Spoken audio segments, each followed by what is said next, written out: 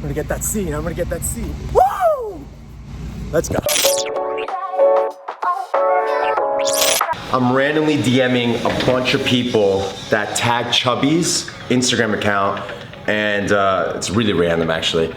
And saying, what am I saying? What's my message? Hey, random question. How did you find out about Chubbies and what do you like about the brand? I'm doing a podcast and this info would be super helpful. Thank you. I mean, who knows? I don't know if all these people are gonna answer me, but I think if I get a little bit of insight or some useful information, I could then suggest it in today's podcast.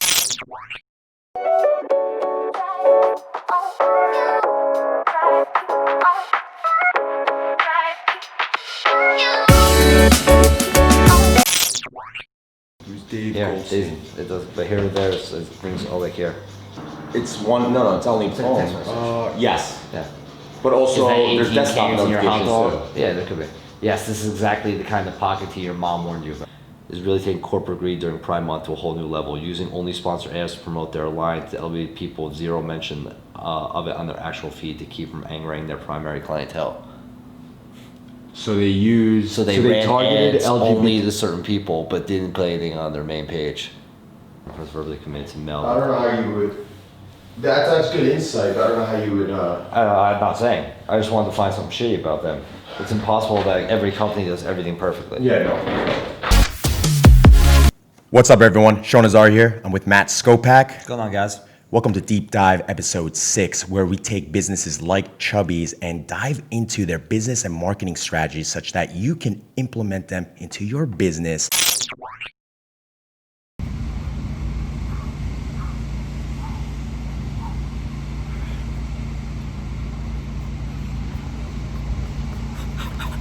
Got the scene, day number, I don't know, but it's Monday morning. Feeling great. Started running in the morning again. Instead of the afternoon, I was doing the afternoon for a bit, and it's a beautiful day. It's a beautiful day, right? Getting that energy. And I want to bring that energy to you guys, because I am freaking, woo! Let's go.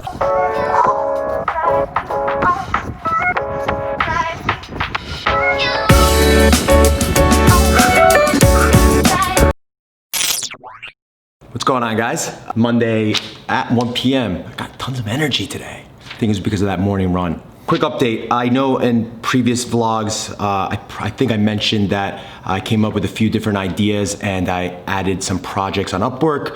One was extracting pins based on certain categories, like certain filters, search filters, based on the user's preference. Like me, if I say, hey, look for home decor creatives on Pinterest that got shared X amount of times. Let's say if the filter was 50 plus times, it will then extract all those type of pins that were shared 50 plus times within the home decor category.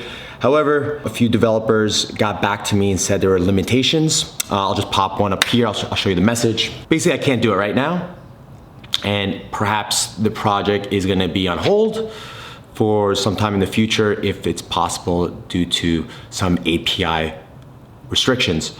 I still gotta do that weather forecast idea that I came up with when I was running with Jerry. I came up with an idea. Tell me if I'm accurate. Do you realize, what do you think? Are people more on their phone when the weather is nice or when the weather is shitty? I would say shitty. Shitty, right? Maybe build something where there's an interface, a web interface, so forth, where I can see basically every weather, like the weather for, every type of city in the US, and then it will give me a notification. Let's say if it's beautiful out in a certain state or a certain city, then I would get a notification say, hey, slow down on ads or don't advertise in these regions for this weekend. Because when it's nice out, when it's tend to be nice out, people are less likely to be on the phone, hence they are less likely to purchase. This is not a study. I don't know if this is a fact or not. This is based on, I believe, based on my behavior. And I know that's not a good enough study, but I'm gonna base it on my behavior because I tend not to be online or purchasing when the weather is nice. I tend to be more outside, more outdoors, more sociable and so forth. When it's raining, however, you're more likely to be inside and you're more likely to be purchasing something, because when it's bad out, you're more likely to be sad, and obviously you're staying in, and you want to just do something, and what makes you happy? Usually purchasing something, especially something you like. See that? So Facebook, I believe, I don't know when it came out, but a while back it came out with a brand manager, and I've been wanting to use it for a lot of my clients, especially the ones that work with content creators and influencers, such as the home decor brands, but I have yet to use it. I've been seeing a lot of brands like Ruggable, and today I've seen all over my feed, and I think because I clicked on one of them, Goalie, it's a hair brand, which I'll insert some of these posts right now. Boom, boom, boom. All right. They're using a lot of content creators to promote the brand. And what it really is and why it's so powerful, it's basically showing other users using their product, but they're promoting it with their name on it. Like, unlike what we do with like Rugs USA, for instance, where we repost or reshare some of the content and then add some testimonials here and there, you can now promote, especially because what Facebook allows you to do, I think it was last year or year before, it says, if you look at the tab, it'll say paid partnership with XYZ, the brand, the company. And then in the back end, you can then promote those pieces of content across either their audience or across your audience. You can retarget people that have been familiar with the brand but didn't purchase. And then this will give them more of a reason to purchase, is adding more credibility. It's just more reviews. It's basically reviews on the social feed. So what I'm doing here, I'm actually creating a project brief for Rebhorn.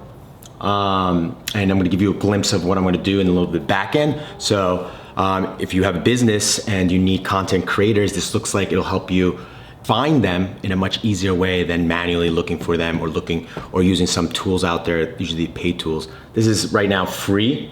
It's also due to the current environment, the pandemic.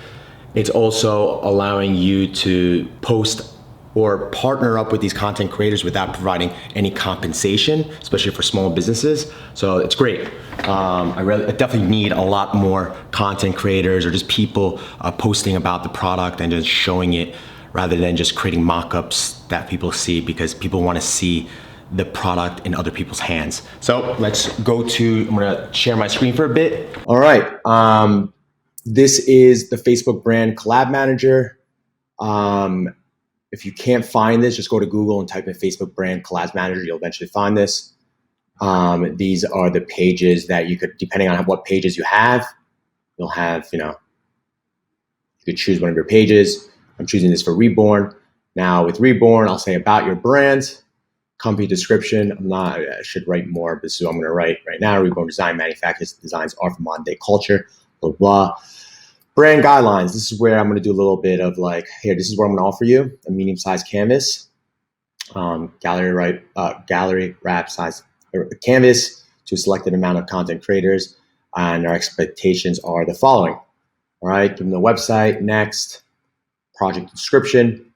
We're looking to promote some of our newer canvases, blah, blah, blah. Yeah, this is basically how it goes. Again, it's my first time doing this.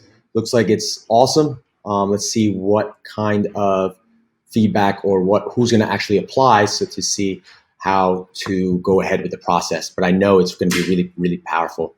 I mean, just the amount of shares that Goalie got this morning, and it just bombarded my feed. In a good way. I got that email from Celeste. I'm actually going to also propose this tomorrow on tomorrow's call with Rugs USA, so they could start doing this.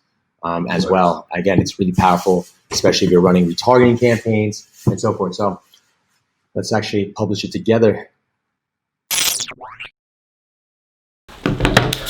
The fun part begins, answering DMs and trying to see if I could help in any way. This guy Mo reached out to my personal Instagram seeking, I believe, some help regarding his personal brand. I believe he works in a pharmacy, and I said, hey, I would love to do like a FaceTime call and perhaps record it, so I could also share that content with you guys in case that it will bring you some value as well. So let's just hop in the call, see what he does, and see how I could provide any help. Hey, Mo. Yes, how are you? How's it going? finally we get to meet. So I'm really good at it. I went to too many conferences about the supplements, how you can speak with patients. Yeah. However, right now, I want to show people myself, how I can get more people like me, how I can improve myself in that field. Well, Mo, you kind of just answered the question yourself. So you're good at giving advice based on your expertise, right? You work in a pharmacy, you're getting all these questions on a day-to-day basis. Why don't you actually produce, this is so basic level, but maybe you don't know this or maybe you do, but why don't you start creating content that helps, in scale, the types of advice that you're giving in person, now you distribute it across the platform. Now, there's a variety of ways you could do this. One, video. You could come up with a video content, just like, 3 ways to improve your health. I'm just gonna really go basic here. Your digestive system. I don't know if that's something you people ask you, or think about all the questions they ask you, write it down, it's all right. Let's just create video or graphics or creatives. Maybe you're not a graphic designer. You go on Upwork.com. I don't know if you ever heard of it. It's a freelancer.com, right? You come up with the copy because you know the copy based on the people that they ask you questions, right? You'll get a designer for really, really cheap. If you don't have the time to do that. You just know the answers, right? They'll design it for you, and then you could post it on Instagram. You could get on Facebook Creative as well. You could go on Twitter and so forth. So that's how you first got to build that content, now your expertise. All right, what's up, guys? It's 9 p.m. Tuesday, about to hop on a call with Iman. He's the founder of, founder or co-founder? I believe he's the founder of Rugtomize. Chatted him with a few times. He had a great concept. Hey, Sean. Iman, how's it going? How are you, man? I'm good. Can you hear me well? Yes, I can hear you. Good. How's it going? Did you just text me? Yes, I'm just texting you some of the pictures that I want to talk to you about. Oh, this last one looks really cool. Yeah, so the last one is when I was just going over Rebhorn, I was like, since we do have the technology to create custom art, custom rugs, what if there was a collection where the first part of the art was on your canvas and the second part of the art was on the rug? So it would be like a 2-piece art rug canvas. I like it. Do you see where I'm going with it? Yeah. I know it hasn't been introduced to the market because I've been looking around, and nobody has done it. So let's say Do you think people will like my designs on a rug? That's why I was. But not necessarily your design. I'm just saying that the combination of the canvas on the wall and the art, let's say for example, the buildings that I actually just texted you the picture of, the skylines. So the top part is on the canvas, the rest of the picture is on the rug. It's something like that. It really obviously depends on the art or... Oh, that would be cool. So, I get it now. Yeah. Yes. How would that go about? Do you have dimensions and all that? I would need a template, then I would come up with a design, I guess. Is that what you're trying to... Yeah, so any design you can make it. So the idea behind it, I just wanted to share the idea behind it, how.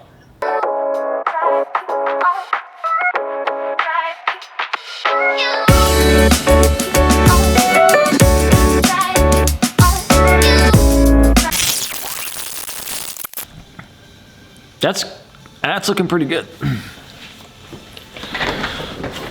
All right, guys, I have Jerry. We're gonna edit that. We're gonna edit. No, we're gonna keep that.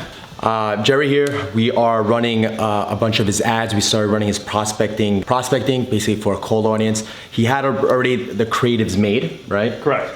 So I'm working with what he got. Right now, I just set up a few more audiences for retargeting purposes. For the remarketing? Yes.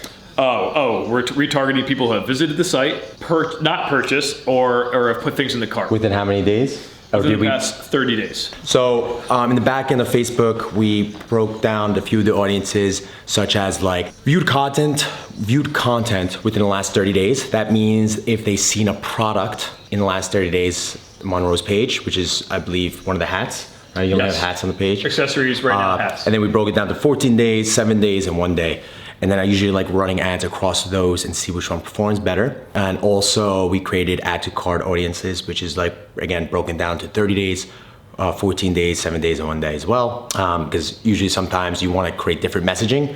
And sometimes some people like to have it the same message, but we don't have a lot of creatives to work with. All right, did you send me the copy? What he won't tell you is that I want him to do a video, but it's too late, and he's being a prima donna. So we're just gonna do a regular retargeting ad. He didn't mention that. Jerry. I'm glad I. Am I doing this for free? Well, there's always a cost. I think we should have an emoji. I like the exclamation point. There's nothing retail therapy cannot fix. Shop our sale. But you could also switch that, shop our sale, and at the end. I think we're gonna do that. Yeah.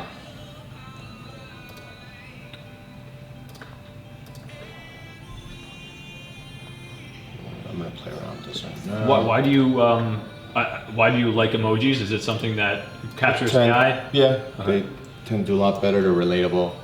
This one here, Monroe, shop.